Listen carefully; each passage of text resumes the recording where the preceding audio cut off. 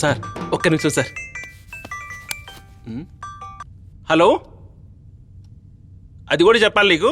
ముందు తల నరికే, తర్వాత కాలు నరికే, ఆ తర్వాత వేడి నీళ్ళు పడేసే. సరే పెడే పోను. అదేంట్రా పబ్లిక్ గా ఫోన్ లో నరికేయమంటున్నావు? కొంపదీసి నువ్వు టెర్రరిస్టా ఏం డైరెక్టరు? సార్ భయపడ్డారా? మ్యాక్కి తల కాళ్ళు కట్ చేస్తే కదా సార్ పోరండి అది. ఓర్ని పాసుకులో భయపెట్టి చంపావు కదరా. డైలీ 2-3 షూటింగ్లతో హ్యాపీగా ఉండేవాళ్ళం సార్. ఈ కరోనా పుణ్యాన మూతికి మాస్క్, చేతికి శానిటైజర్ సార్. నీ నాన్ వెజ్ వండడంలో స్పెషలిస్ట్ సార్.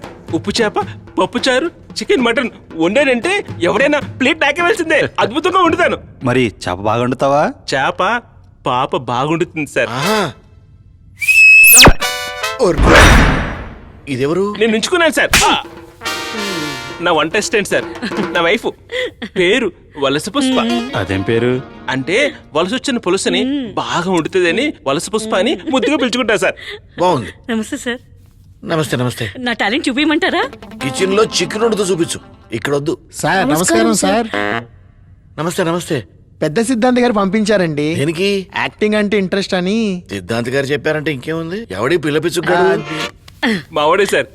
వంటింట్లో మొదలు పెడితే ఇంటి మధ్యలో పుట్టాడు సార్. Child artist sir.